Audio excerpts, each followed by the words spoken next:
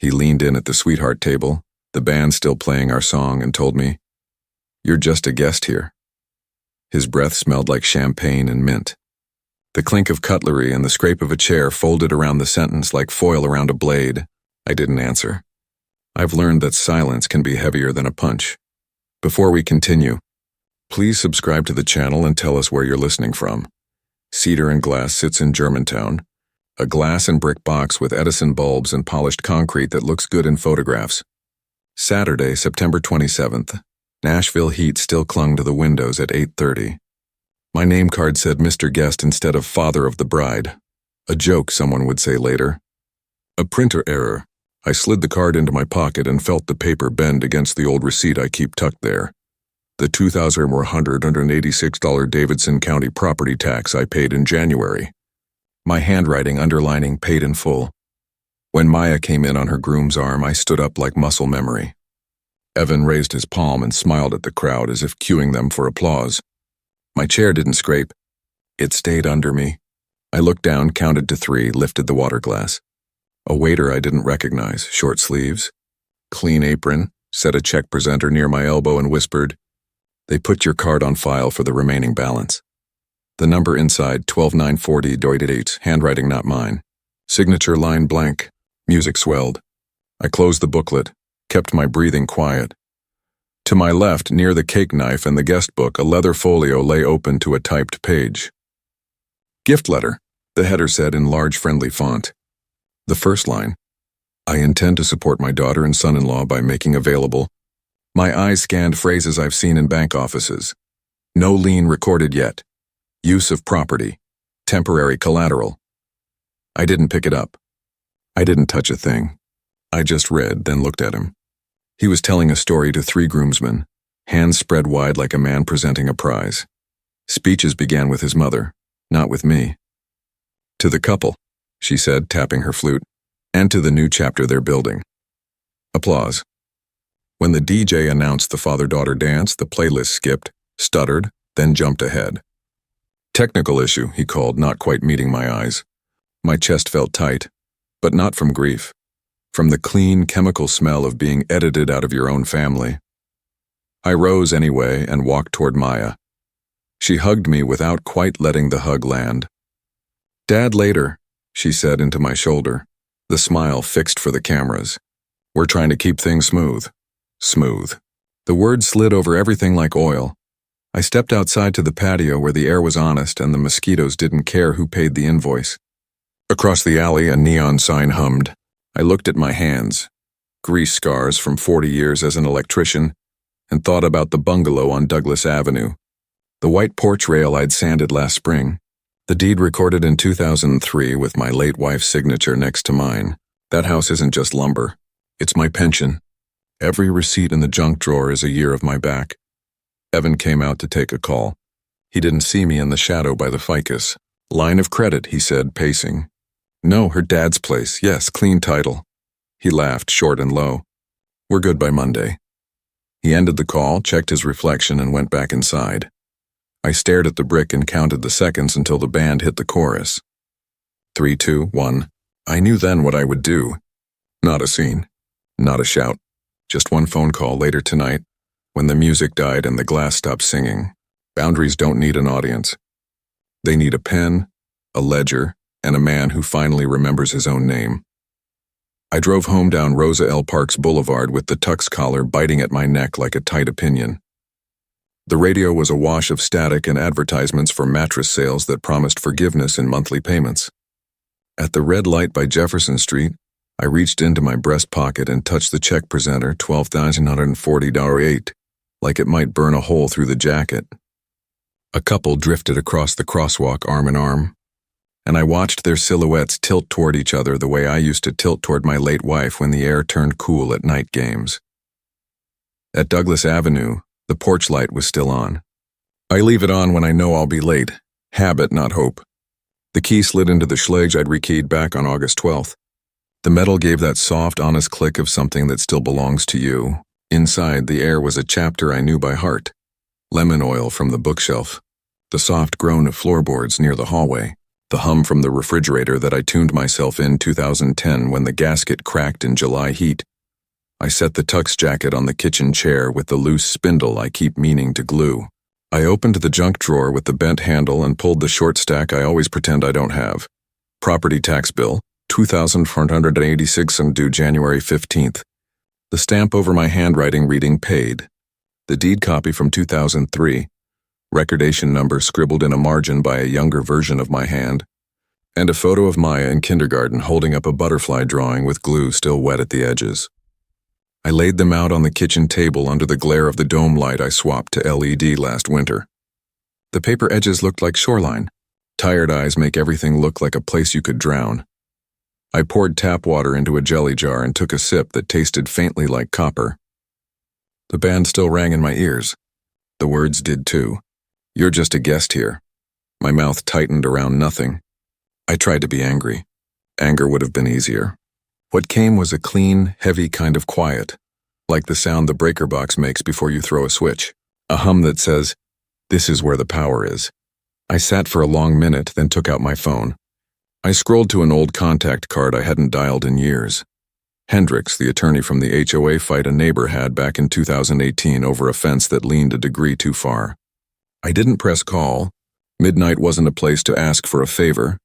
I thumbed to another number, Volunteer Credit Union, my branch on Gallatin Pike, and saved it to favorites. "You're good by Monday," he'd said on that patio. Monday is business, not sentiment. Business wears shoes and fills forms and leaves signatures where rain. Can't smudge them. I went to the fridge and moved the magnet shaped like a guitar. Pick off the electric bill to make room. For the wedding photo I didn't have yet and probably wouldn't want when it arrived. Old men do these things. They save a spot for something that might not come. I reached for the notepad stuck to the side by the calendar and wrote in block letters. Monday, bank, title, lawyer. Under that, in smaller print, DJ, bartender. The memory of the leather folio opened like a door. Gift letter. First line speaking like a stranger in your hall. I wrote that too. In the bedroom, I opened the cedar chest and lifted out the garment bag with my late wife's winter coat. The scent rose up. Cedar, some ghost of her favorite powder, and made my eyes sting and then settle. Under the coat was a slim folder marked house with a label maker. Inside I found the photocopy of our original closing instructions, a handwritten list of repairs from October 2003, porch rail $78 in materials at Hard Ace, roof flashing $240, breaker panel upgrade $310, my own labor free. I slipped the folder into my canvas messenger bag along with the tax bill, the deed copy, and the tux rental receipt, $186 from the shop on 8th Avenue. Evidence is heavier than memory, but easier to carry. I tried sleep. It came like a visitor who didn't know which doorbell to press and left before I got to the porch. At 4:11, the doorbell camera chime blinked on my phone, cat across the step. I watched the grainy shape move and thought about the word smooth again. How smooth looks harmless like water, and how it carves stone if you give it time. I closed my eyes and saw Evan's palm stopping me, an entire room agreeing for him with silence and soft music.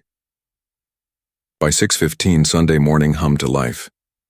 I brewed coffee that smelled like dark toast and wet soil, sat back at the kitchen table and opened the check presenter again. I traced the numbers with a finger and imagined the line on some venue spreadsheet where my name sits next to balance. I thought of the waiter with the clean apron, how his eyes apologized like he was the cashier of my humiliation. I wrote another line on my notepad, Cedar and Glass Audio, staff witness.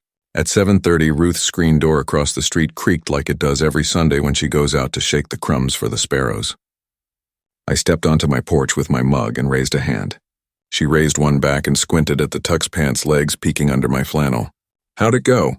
she asked. "Pretty," I said. The word felt like a picture frame around nothing. "I'll need you tomorrow if you're free." A notarized statement.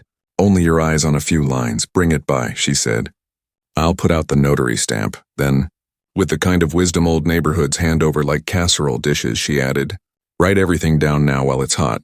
I went back inside and did exactly that. On a yellow legal pad, the one I keep for appliance cereals and oil change mileage, I wrote the night out in small sentences. The name card. The balance. The skipped dance. The folio. The phone call on the patio. Line of credit. Clean title, Goodbye Monday. I wrote the time beside each as best as a man can who watched the night by sounds rather than clocks. 8:30 sweetheart table, 9:12 speeches, 9:45 music skip, 10:05 patio. When I finished, I didn't feel lighter. I felt aligned. Grief had been a fog these last few years after my wife, and I thought fog would always be my weather. But fog has edges if you push long enough. Under the pages, the wood grain of the table looked like lines on a palm. You read your life in them if you stop lying to yourself. I showered. I shaved the kind of shave you give to a face you recognize again. I hung the tux to air. I dialed the tuck shop and left a message to keep the rental an extra day. I wanted the receipt extension showing today's date, Sunday. Paper tells a story. Dates tell motive. On the way to church, I didn't go inside. I parked across the street and watched families walk in holding hands, the October sun climbing the steeple one slow rung at a time. I whispered into my hands, not a prayer the way I used to, but something closer to a promise. I will not sign what doesn't keep me whole. Back home, I set the canvas bag by the door next to the work boots I still can't throw out even though my knees don't love ladders anymore. I checked my phone's call recorder setting on. I charged the battery. I made a turkey sandwich I didn't taste and folded it back into the wax paper like it might be needed for later. Then I sat in my father's old recliner and looked at the wall where sun makes a rectangle at noon. And I waited for Monday to arrive like an appointment with myself. Night came and went without drama. Sometimes collapse doesn't look like tears or broken plates. Sometimes it looks like a man putting his name on a list of things he'll no longer ignore. Monday would be bank, title, lawyer. One call would become 3 in the right order. And if anyone asked why I was doing all this, I'd tell them the truth, because a house is not a gift letter, and dignity is not a line of credit. Monday morning came bright and brittle, sunlight slicing through the kitchen blinds in thin white bars. I dressed like it was a job interview, pressed shirt, belt polished with the corner of a rag. The canvas messenger bag waited by the door, bulging with the documents that now felt like proof of breathing. The deed copy, tax receipt, Tuck's invoice, the notepad covered in last night's handwriting. At 8:40, I pulled into Volunteer Credit Union's lot on Gallatin Pike. The air smelled like asphalt warming too early for autumn. Inside, ceiling fans turned slow and polite, the way people in small banks speak before coffee hits. I took a number slip, A14, and waited under the poster that said, "Protect your home equity today." When my turn came, I told the teller, a woman with a bun so tight it looked like purpose. "I want alerts on any attempt to use my property as collateral," she typed, eyes flicking between screens. "We can flag that, Mr. Green. No liens or lines without notarized consent on file." She printed a form. I initialed, signed, and watched her stamp it with the date, Sept 29, 2025, 9:12 a.m. A sound like thunder in miniature. Stamp meeting paper. I kept a duplicate. Paper is memory that can testify. Outside, I called Hendrix's office. He remembered me from the fence case. "Bring everything," he said. "And bring calm. Calm wins courtrooms." By 10:15, I was in his downtown office, 3rd floor of an old brick building that smelled faintly of varnish and rain. Hendrix looked the same, gray temples, steady voice that never chases volume. He laid my papers across his desk like a surgeon mapping an incision. "This gift letter you described," he said. "That's the kind of soft phrasing lenders love until the signatures appear. If he's already contacted a title company, they'll try to secure an informal lien by Friday." I told him about the whisper, the waiter's check, the phone call on the patio. He nodded once, already pulling a legal pad toward him. "We'll order a title search today. And you'll do 2 things immediately. 1, retrieve the venue invoice. Get a staff statement that confirms your card was charged without written authorization. 2, record any contact from him. Tennessee's one-party consent covers you." He looked at me the way a man looks at a fuse, wondering which side the spark will run. "If they push the lien," he said, "we'll file an emergency injunction by Friday." Cal called that afternoon. "You sure you want me in this?" he asked. He's been my union buddy since the 80s, the kind of man who still carries a pocket recorder for safety claims. "I just need you to be yourself," I told him. "Grab a beer with Evan, let him brag. Let the tape do the heavy lifting." "Understood," he said. Bragging's his first language. At home, I sat at the kitchen table again and organized everything into labeled envelopes. Bank, venue, audio. In the house felt different, not smaller, just awake. I made a call to Cedar and Glass and asked for the event coordinator. A young voice answered. I said, I believe my card was charged for a remaining balance Saturday night. Could you confirm who authorized that? After a pause. That would have been the groom, sir. He mentioned you'd offered to cover it as a wedding gift. I didn't, I said softly. Can you email that invoice to me? Within minutes, the PDF arrived. Timestamped 9:27 p.m., signature line blank. My card ending 4132 printed below. I printed it twice, once for Hendricks, once for myself, and wrote beside it, unauthorized. Evening settled over the porch like a sheet cooling on a line. I watched the sky bruising into dusk and thought of my wife again, how she used to say, truth doesn't shout. It stands where it can be found. The first cool wind of October slipped through the screen, carrying a smell of rain and cut grass. I dialed Cal once more. He'll talk, Cal said. Happy hour tonight at Harp and Finch. I'll keep it casual, just business chatter. Be careful, I told him. Don't push. Pushing's for foreman, he said. I just listen. When we hung up, I felt the same hum I'd heard in the breaker box last night, the sound before a circuit completes. Planning isn't fury. It's arithmetic. One form, one affidavit, one clean record before bed. I opened the messenger bag and checked everything again. Deed, tax receipt, bank form stamped 9:12 a.m., venue invoice 9:27 p.m. Saturday. 4 corners of a square no one could talk their way out of. I slid them into plastic sleeves, each labeled with a date. Continuity is proof. Outside, a thunder roll crawled across the sky. Rain began to tick the windows, soft and rhythmic. I thought about the court hearing Hendricks had mentioned. Friday, if needed. In my mind, I could already see Evan's face under fluorescent light, the way charm starts to sweat when it meets evidence. I turned off the lamp and sat in the dark a while. Not angry, just ready. Some storms don't knock down houses. They rinse the dust so the number on the mailbox shines again. By Tuesday morning, my nerves had settled into something sharper, like wire pulled tight. Planning had become procedure. I made a pot of coffee strong enough to stand a spoon in, packed the envelope marked bank, and headed back to Gallatin Pike. Volunteer Credit Union was quiet at 8:50. I recognized the same teller, the one with the purposeful bun, and nodded. Morning, I said. I'd like to make a small withdrawal and check my property alerts. She smiled, typed my account number, and said, everything's still secure. Mr. Green, no activity since yesterday. That's good, I said. Let's keep it that way. I withdrew $500, cash speaks in a language no one edits, and tucked the bills into my wallet. A small anchor, a reminder that not every number lived on paper. By 9:30, I was downtown again, walking into Hendricks's office. The window blinds threw stripes across his desk. He gestured to a printed sheet. Title search came back clean, no liens filed yet. But there's a preliminary inquiry logged on Saturday night, 9:52 p.m. by TriStar Lending. That matches your wedding timeline. I leaned forward. So he tried to start the process that night? Or his broker did, Hendricks said. Either way, the system time-stamped it. You have a motive and a timeline. Now we gather corroboration. He handed me 2 blank affidavits, venue manager and any staff who can confirm your card was used. We'll notarize them once they sign, and you'll want to pull any audio from the DJ booth. Background chatter, speeches, whatever exists. I nodded. They use digital boards, I said. Probably saved automatically. Good, Hendricks said. That's your proof of coercion. The whisper, the crowd reaction, maybe even a hint of their conversation about the house. You bring me that and the bartender's statement, and by Thursday I can file the injunction. Outside, the day carried that faint bite of early October. I stopped by the Harp and Finch just after lunch. Cal's truck was already parked by the back door. Inside, he was leaning on the bar, sleeves rolled, pint glass half gone. He looked at me and tapped his pocket where the recorder lived. Got it, he said quietly. He's proud of himself.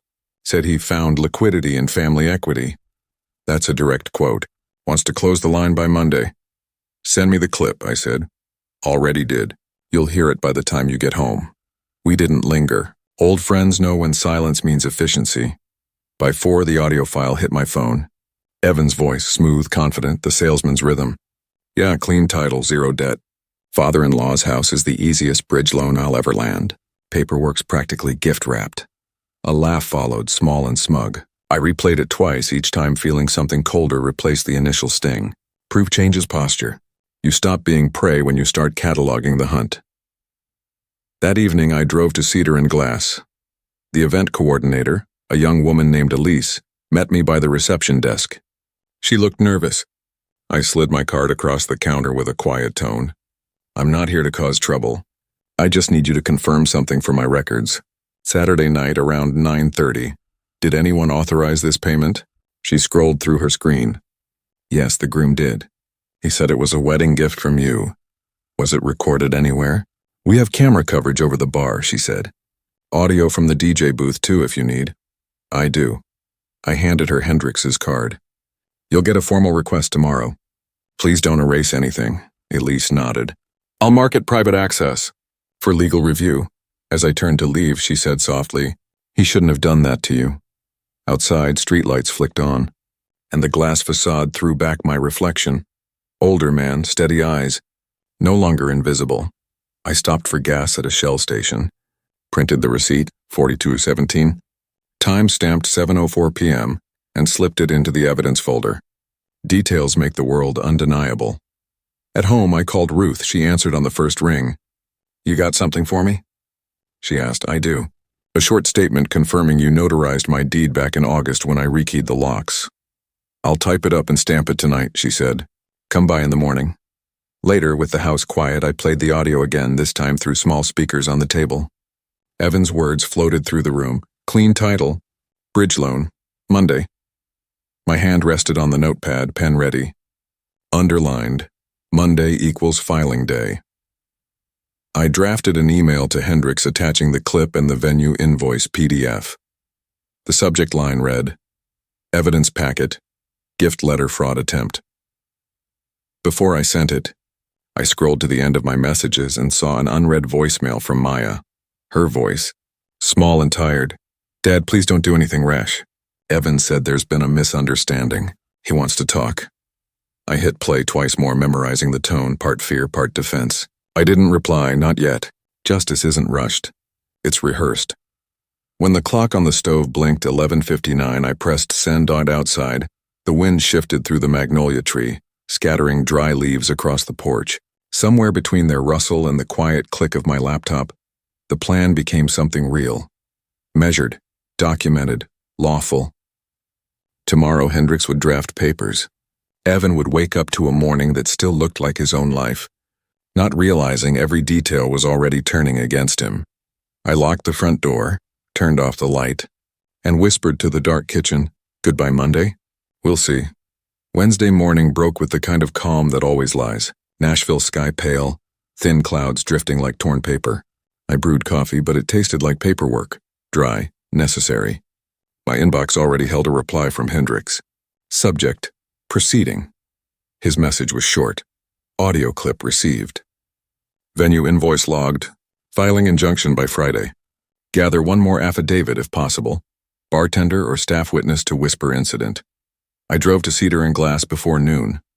The building looked different in daylight. Glass walls reflecting blue sky instead of fairy lights. Inside, chairs were stacked, floors smelled of lemon cleaner. Elise, the coordinator, spotted me and motioned toward the bar. You want to talk to Tim, she said. He was bartending that night. Tim was wiping down stemware, a quiet man in his 40s with hands that never stopped moving. I introduced myself and told him calmly what I needed. He glanced over his shoulder before answering. Yeah, I remember you. The father. Heard him say something while you were outside. Didn't catch it all, but it sounded ugly. Something about you being a guest, not family. I nodded. Would you be willing to sign a statement? He hesitated, then exhaled. I don't like trouble, but I don't like bullies either. Printed, I'll sign. I texted Hendrix the moment I stepped outside. Got bartender witness. We'll bring affidavit tomorrow. He replied within minutes. Good. We'll file on schedule. By 2, the Tennessee heat had burned off the morning civility. I stopped at a small print shop, filled out a 1-page affidavit template, printed 2 copies. Tim signed both without fuss. Initials crisp, date clear, Oct. 1, 2025. The day blurred into small victories. Phone buzzes, paperwork scans, folder tabs labeled in neat black ink. At 5, I received another voicemail, this one from Maya. Dad, please. Evan said you're misunderstanding everything. He's embarrassed. He'll fix it, just don't go to lawyers. We can talk at dinner tomorrow. Her voice cracked on Dad. That sound, half daughter, half damage, hit somewhere deep, but not deep enough to blind me again. I called Cal. He's nervous, I said. She's calling now. He'll try Charm next, Cal answered. Charm's panic wearing cologne. That night I sat by the window with the lights off, watching the neighbor's porch glow faintly across the street. Ruth had left me a voicemail earlier too. Your affidavit's ready. Come by after breakfast tomorrow. Everything was aligning. Witness statement, notarized deed copy, bank alert forms, recorded call, venue invoice, and now the bartender affidavit. 6 pieces. Enough to hold. Enough to turn. At 9:30, my phone buzzed again, Evan's number. I let it go to voicemail. His voice came smooth, rehearsed. Hey, old man, we need to clear the air. You're making this bigger than it is. Maya's worried. Look, I was just talking about some investment plans. You overreacted. Call me, okay? Then, as if he couldn't help himself, he added, Anyway, you don't need that big old house by yourself. Click. The arrogance in those last 7 words crystallized everything. That house was the line between what's mine and what's been taken too often. I replayed Cal's bar recording once more, then Evan's voicemail back to back. One public, one private. Same man, same tone of entitlement. People forget that lies sound identical no matter the room. By midnight, thunder crawled somewhere east of the river, soft and distant. I made a note in my ledger. Thursday, finalize Ruth's notarization, deliver affidavits to Hendricks. Friday, the hearing request. I underlined Friday twice. Before bed, I stood on the porch with a flashlight, sweeping its beam along the white railing I'd repaired months earlier. I touched the smooth top rail. It felt solid under my palm the way something honest does.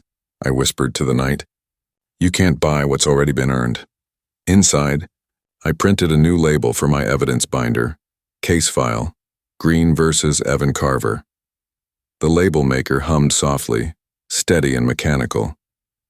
Justice, I thought, has that same sound. Quiet, patient, exact. Thursday would bring signatures and ink. Friday would bring light. And by then he would realize the one thing no liar understands until it's too late. Silence is never surrender. It's preparation. Thursday started gray and damp. The kind of Tennessee morning that smells like rain on old brick. I drove across the street to Ruth's porch just after 8:30. A thermos in one hand, the folder marked Deed and Notary in the other. She was already waiting, cardigan pulled tight. Notary stamp beside a blue mug that read World's Okayest Grandma. Got your lines typed, she said, passing me 2 sheets. Her signature sat neat under a single sentence. I, Ruth Ellison, witnessed and notarized the reaffirmation of ownership for 214 Douglas Avenue on August 12, 2025. She pressed the stamp OCT2 2025, time 1 a.m., the seal biting through the paper. Like truth through noise, keep the original. Safe, she told me. Safer than I keep myself, I said, and meant it. By 9:30 I was back downtown. Hendricks's office door swinging open before I could knock. He'd traded his tie for rolled sleeves and caffeine. Everything's in, he said, thumbing through my folder. Venue invoice, bartender affidavit, Ruth's notarization, bank alert, Cal's recording, Evan's voicemail. That's 6 exhibits. The court clerk owes us a hearing slot for emergency relief. Tuesday morning, 10 sharp. He looked up. He'll get served this afternoon. Quietly?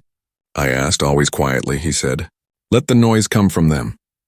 When I stepped back onto 3rd Avenue, the sky cracked open. Rain hammered the sidewalks, warm and sudden. I stood under an awning watching water carry leaves down the gutter and felt something unclench inside me. Paper was now process. Process was protection. Around 2, Cal called from his truck. Guess who I just passed on Elm Street? Your boy's face is all over his phone. Looked like a man reading bad news. At 3:24, confirmation arrived by email. Service of process completed. E. Carver. Beneath it, Hendricks's short line, expect outreach. Do not engage. I lasted 30 minutes. The phone rang. Maya's number. I let it play to voicemail again, but her message came out shaky. Dad, he got some papers today. He's furious. Please don't do this to us. The wording cut. Still, pity's a poor locksmith. It opens doors that should stay shut. At 5, while sorting receipts at the kitchen table, the doorbell camera pinged. Evan stood in the drizzle, blazer darkened by rain, jaw clenched around his temper. I stayed inside, thumb hovering over the intercom button. Mr. Green, he began, voice straining to sound reasonable. We could have handled this like family. You've embarrassed Maya, and for what? A technicality? I pressed the button. A title isn't a technicality. His grin flickered. You think you can win in court? You'll look senile, I said. Then the judge will see how clearly I remember numbers. I listed them, slow as scripture. $2,486 property tax paid January 15th. $12,940 wedding invoice charged without consent. Saturday night, 9:52 p.m. TriStar lending inquiry on my deed. Am I forgetting anything? He stepped back like I'd slapped him. Rain hit his shoulders harder. You recorded me? I didn't answer. Silence has gravity when facts orbit around it. He muttered something I couldn't catch, then turned toward his car, tires spitting water as he drove off. I saved the doorbell clip automatically. The system timestamps everything. Evidence doesn't sleep. That evening, Maya appeared on the porch, hair damp, mascara thinning under her eyes. She held a casserole dish, her peace offering since childhood. Dad, he messed up. I know, can we fix this quietly? I let her in. The house smelled like coffee and lemon oil, same as always. She sat at the table across from the binder-marked case file. Green vs. Carver. Her eyes found it, lingered. I didn't know about the letter, she said. He told me it was just a form for the mortgage approval. That's what they always call theft, I said gently. A form. She looked smaller then, voice brittle. He's scared, Dad says you'll ruin him. I poured 2 cups and slid one her way.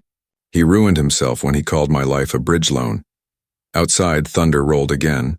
Same low growl from earlier in the week, closer now. Maya wiped her eyes. What happens next? Tuesday, I said. Courtroom. 10 a.m., she nodded slowly. He won't show. He'll have to, I said. People always attend their own reckoning, even if they don't sit still through it. When she left, the casserole sat untouched. I carried it to the counter, covered it with foil and labeled it Thursday. Evidence of love slightly burned. Later, alone in the quiet, I printed the latest email from Hendricks and slipped it into the binder. Each page smelled faintly of ink and rain. Under the lamp, the stack of documents looked like a spine. Proof has bones now. Outside, the storm passed east, leaving the street glossy and new.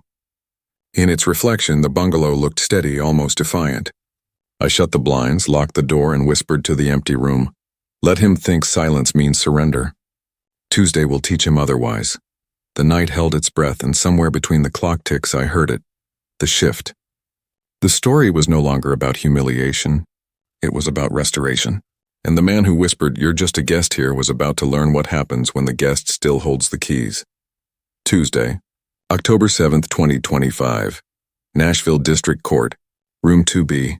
I arrived at 9:35 a.m., binder under my arm. Tie knotted the way my wife used to fix it for church. Hendricks was already inside, leaning against the counsel table with his glasses low on his nose, reviewing the exhibits. Sunlight came through the tall windows and cut the dust into shafts, bright and indifferent. Behind me, the wooden door creaked open. Maya walked in, pale, small, in a navy dress. She nodded without smiling. A minute later, Evan appeared with his lawyer. Tan suit, clipboard, confidence polished to a shine that wouldn't last an hour. The bailiff called our names and we stood. Judge Carter, a woman with silver hair and the expression of someone who collects no nonsense, entered. All rise, the bailiff said. When we sat, she looked over the file and spoke without looking up. Mr. Green, you're seeking a temporary injunction against any encumbrance of your property at 214 Douglas Avenue? Yes, Your Honor. And Mr. Carver, you contest this? Evan's lawyer stood. Your Honor, this is a family misunderstanding. No documents were filed, no harm done. Carter raised a hand. Then you won't mind if we hear evidence that clarifies that claim. Hendricks began. He laid out each exhibit with care, like stones forming a path. The venue invoice with my credit card listed, the audio clip of Evan boasting about his bridge loan, the bartender's affidavit about the whisper, Ruth's notarized statement verifying my ownership, and the bank inquiry log showing TriStar Lending's timestamp, 9:52 p.m. on the wedding night. Judge Carter listened with that quiet that makes people talk too much. Evan shifted in his seat. His lawyer objected twice, once for irrelevance, once for tone. Both overruled. When the audio played, the courtroom filled with Evan's own voice. Clean title, Bridge Loan Monday. It was crystal clear, his laughter cutting through the static. Maya's head dropped into her hands. Evan stood then, ignoring his lawyer's touch on his sleeve. That recording's illegal. He had no right. Sit down, the judge said evenly. Tennessee is a one-party consent state. You might want to familiarize yourself with the law before borrowing against someone else's house. The room went so quiet, you could hear the air conditioning cycle on. Hendricks kept his voice gentle. Your Honor, my client is not seeking damages, only protection from further attempts to use his property without consent. Carter nodded. Understood. Mr. Carver, did you or did you not initiate contact with TriStar Lending on September 27th regarding this property? Evan hesitated. His lawyer cleared his throat. Your Honor, our client merely inquired. So he did, Carter cut in. Inquiries become actions when they involve false representations of ownership. She turned to me. Mr. Green, anything else you'd like to add? I stood, my hands didn't shake. I built that house after my wife died. It's my retirement, my memory, and my boundary. All I asked for was respect. When respect left the room, I followed the paper. A low murmur moved through the gallery, a handful of reporters, clerks, and the curious. Judge Carter lifted the injunction form and signed. Motion granted. The court orders that no loan, lien, or collateral action may be taken against 214 Douglas Avenue without this owner's written consent. Violation will constitute fraud. Her pen clicked shut. Mr. Carver, I suggest you rethink what family means before you find yourself learning about it from a cellmate. Gavel. One sharp sound. Maya wept quietly. Evan stared at the table, his reflection bent in the polish. The clerk handed Hendricks 2 certified copies. Keep these, he whispered. They're your shield now. Outside, the steps of the courthouse gleamed wet from morning rain. Reporters asked for comments. I said nothing. Justice doesn't need a press release. Hendricks patted my shoulder. You handled yourself like a man who understands power isn't volume, he said. Power's just patience with a deadline, I replied. He smiled. Then you met yours exactly on time. By the time I reached my truck, Maya was waiting beside it. Dad, she said, voice raw, you were right. I looked at her, then the rain starting again in light streaks across the hood. Right isn't the goal, I said.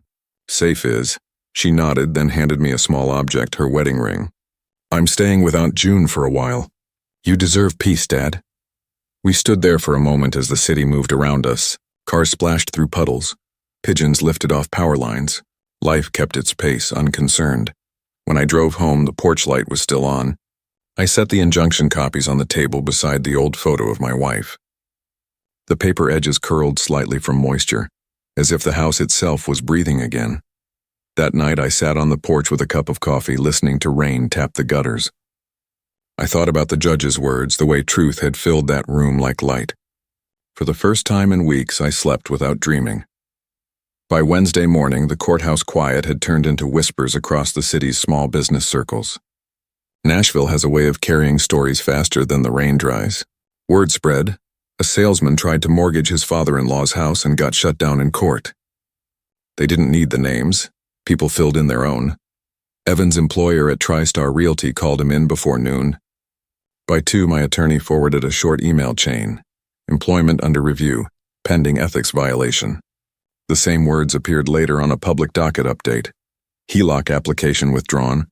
Client flagged for misrepresentation. It didn't feel like triumph. It felt like paperwork catching up to character.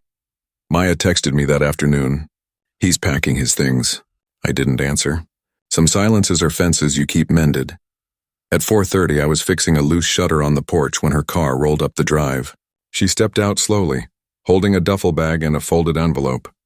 The sky behind her looked like tarnished silver. I left him, she said before I could speak. The house doesn't feel like home anymore. Can I stay here for a few nights? Of course, I said. Room's still yours. Always was. She followed me inside. The air smelled like coffee and sawdust, the scent of rebuilding. On the table lay the injunction copies beside a fresh envelope from Hendricks marked Trust Documentation. I hadn't opened it yet. Maya sat down, tracing the edge of the court seal. He said you ruined his career, she murmured. I poured 2 mugs, slid one her way. No, I said. He built that wall himself. I just turned on the light so everyone could see it. Her eyes filled, not from guilt this time, but release. I didn't know what he was doing with that letter. I swear. I believe you, I said. But believing isn't the same as forgetting. We spent that evening in easy quiet. I cooked chicken, rice, and the jar of beans Ruth had canned last fall. The radio played low, old blues humming through the kitchen. She ate like someone remembering hunger. When she finished, she whispered, "Thank you, Dad." Later, I opened Hendricks's envelope. Inside was a brief note and a single-page trust form. He'd drawn up a modification transferring a small portion of my savings, just enough to keep the house solvent after I'm gone, into a new trust. Beneficiary, Maya Green, with conditions of sole residence and non-transferability.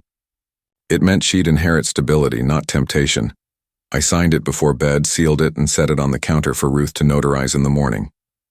That night, I walked out to the porch again. The autumn air was cooler now, carrying the first dry leaves across the sidewalk. I looked at the house, the same porch rail I'd built, the same door I'd rekeyed in August, and felt something settle. Not pride, something quieter. Justice, maybe. Boundaries drawn in ink instead of argument.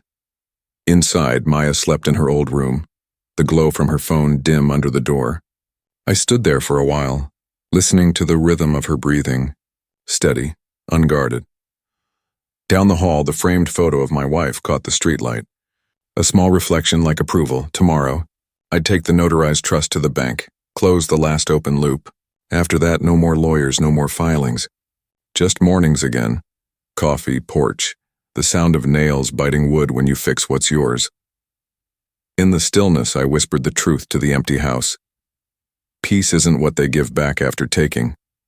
It's what you reclaim by keeping what's rightfully yours. Friday morning arrived crisp, the kind of early October light that makes everything look newly painted. I woke before dawn and brewed coffee in silence. The house smelled of roasted beans and wood polish, my kind of sanctuary. On the counter sat the sealed trust envelope I'd signed the night before. Its corners caught the morning sun like a badge. At 9 sharp, I drove to Volunteer Credit Union. The lobby buzzed with quiet voices, and the same teller, the woman with the perfect bun, smiled when she saw me. "Morning, Mr. Green, back so soon?" "Last bit of paperwork," I said. "Need to deposit this trust document and flag my savings for restricted inheritance." She reviewed the form, eyes widening slightly. "This will make sure your beneficiary can't use the funds as collateral even after your passing." "That's the idea," I said. "My daughter's future should stay hers, not anyone else's down payment." Her stamp hit the page, OCT 10-2025, 9:42 a.m. The sound was final, like a lock sliding into place. Outside, I called Hendricks to confirm. "You're now untouchable," he said. "House funds and trust all shielded." Carver's attorney signed the no-contact stipulation this morning. "Good," I said. "Let him focus on rebuilding his own roof." "Most don't," Hendricks replied. "They look for another one to stand under." I thanked him, hung up, and drove toward home. The city felt softer. Buildings less judgmental now that I'd stopped needing their approval. When I pulled into the drive, Maya was on the porch holding 2 mugs. "You've been busy," she said. "Busy is just what peace looks like before it sits down." She smiled faintly. "Evan's moving out of the apartment today. He sent me a text. Keep it," I said. "Paper trail's not just for courts, it's for hearts." We sat for a while, sipping coffee. The air carried the distant hum of traffic, a sound that reminded me the world keeps turning even when yours has paused to rebuild. She glanced at the stack of folders beside my chair. "You're really done with all that?" I nodded. "Every last form filed. The house title, trust, bank, and injunction. If he so much as breathes near that property line, it'll echo in court records." Maya sighed. "I wish it hadn't come to this." So do I said. But you don't wish away a storm, you build better gutters. She laughed softly, tears in her voice. You always talk like a man fixing things. That's all I know how to do, I said. Fix what can be fixed. Protect what can't. We spent the afternoon painting the porch rail a new coat of white. I told her how her mother and I chose the shade years ago, frosted cotton. She rolled her eyes and said it sounded like laundry detergent. We both laughed, and for the first time in months it didn't sound forced. Later, as the sun dropped behind the elms, I pulled the injunction copy from my folder and tucked it into a new frame. I hung it beside the front door, not as a trophy but as a reminder. Boundaries signed in ink stay stronger than promises spoken in wine. Before turning in, I stepped outside. The air smelled faintly of pine and rain from a shower that had passed while we painted. Across the street, Ruth's porch light blinked once, her signal for good night. I raised a hand in thanks. Justice, I realized, doesn't come in fanfare or applause. It arrives quietly, wearing the face of balance restored. I'd gone to court for a house, but what I'd really won back was my own name. Inside, I turned off the lamp and whispered to the darkness. You didn't take my home, you reminded me what it was worth. The house feels lighter now. Not emptier. Lighter, like it finally exhaled after holding its breath for too long. I still wake early, out of habit more than need. The coffee brews before the sky finds color, and I sit by the window that faces east. The sun lifts itself over the roofs like a verdict I can live with. For the first time in months, I notice small things again. The way light bends across the porch rail. The hum of the refrigerator I tuned myself. The creak of the floorboard I always promised to fix and never did. Peace, I've learned, doesn't mean nothing happens. It means what does happen no longer owns you. On my kitchen table sits a stack of envelopes I no longer dread. Insurance renewal. Water bill. One letter from the bank confirming that the injunction is archived and the trust has been executed. I run my thumb along the paper edges. Everything's in my name exactly as it should be. Maya still lives here for now. We don't talk about him much. She's started taking online courses again. Bookkeeping, maybe law down the line. Sometimes she leaves her door open and music spills into the hall. It reminds me of her teenage years, but softer, wiser somehow. The house likes the sound of her learning. Ruth drops by on Fridays with cornbread and a smile that could file any rough edge off the week. Cal stops in every few days just to check the circuits, though we both know he's making sure I'm not backsliding into solitude. We sit on the porch, him with sweet tea, me with black coffee. He says, "You realize you didn't just win, you reset the rules." "Maybe," I tell him, "but I'd settle for just knowing I can sleep without looking over my shoulder." He nods. Same thing, really. After he leaves, I walk the fence line that marks my property. The autumn air smells like damp leaves and electricity before rain. My boots crunch through the gravel. Every nail in that fence, every board I drove in myself. There's satisfaction in that kind of labor, the kind that answers only to gravity and time. Inside, I find the framed injunction by the door. Guests always ask why I keep a court order where a family portrait should be. I tell them it's a reminder of what happens when you forget your own boundaries. Some people hang diplomas. I hang peace treaties. I keep a small ritual now. Once a week, I write down 3 things worth remembering. Last Sunday's list reads, Ruth's cornbread never burns. Maya's laughter is starting to sound like her mother's again. Silence is proof I survived the noise. In the evenings, I sit with an old photo album. There's one picture. Me holding baby Maya on the porch steps, her fist wrapped around my shirt button. I used to look at it and wonder how I became the man in that frame. Now I just nod at him. He made it.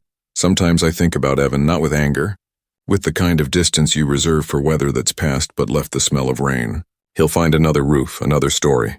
But somewhere, in every deal he tries to make, he'll hear the echo of a gavel and remember the day paper beat pride.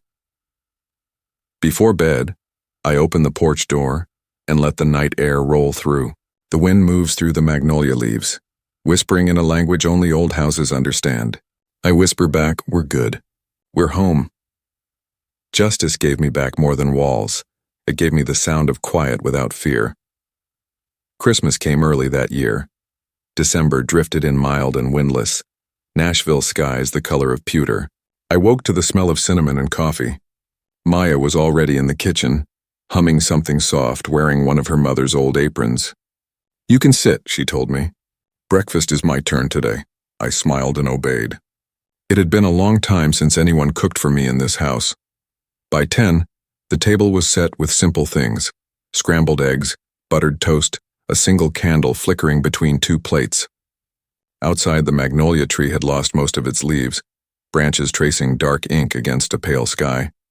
Maya poured coffee and said, "Aunt June's coming later. Ruth too. We thought maybe dinner here this year." I raised an eyebrow. "Here?" She nodded.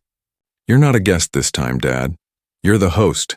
The words landed like warmth in the ribs. By evening, the house filled with the sound of people again. Ruth laughing, Cal telling the same union stories, June bringing too many pies. The air carried roasted turkey and lemon polish, and the lights I strung across the porch glowed steady. No flickers this year. Someone knocked just as I set the last plate. When I opened the door, a courier handed me an envelope. Return address, TriStar Realty. Inside, a single-page letter. Termination of employment, Evan Carver. No apology, no comment, just the mechanical finality of consequence. I folded it once, twice, and set it on the hall table beside the framed injunction. At dinner, Ruth clinked her glass. "To new starts," she said. Everyone echoed it. Even Maya. After dessert, I stepped outside alone for a moment. The air was cold enough to see my breath. Across the street, the neighbors' Christmas lights blinked in uneven rhythm. I could hear laughter inside my own house, the muffled joy of people eating and arguing about nothing important. It sounded like peace trying on its old shoes again. I thought about the man I was 3 months ago, standing under fairy lights at a wedding, holding humiliation like a napkin I didn't know where to put. I thought about the phone call that changed everything, the paperwork, the court, the ink. All of it felt distant now, like a story I'd heard about someone else. Maya came to the doorway, her silhouette framed in warm yellow light. "Dad, come inside. It's cold." "In a minute," I said, just saying thank you. She smiled, understanding without asking what for. I looked down the street, past the quiet houses, and felt something like forgiveness. Not for him, he'd have to earn that himself, but for the years I spent confusing silence with peace. They're not the same thing. Silence just means no one's talking. Peace means you can finally listen to yourself again. When I went back in, everyone was seated around the table. There was an empty chair left at the end, the one they'd saved for me. I took it. The candlelight trembled, catching the reflection of the framed injunction on the wall. Paper and ink, family and firelight, 2 kinds of permanence. As I raised my glass, I said quietly, mostly to myself, "You didn't lose me. You gave me away." And I walked back home. The room went still for a heartbeat, then laughter filled it again, warm and real. Outside, the wind pressed against the windows but didn't find a way in. And in that small, ordinary miracle of a winter night, I finally believed it. Justice isn't revenge dressed up for company. It's coming home to a table where your name still belongs.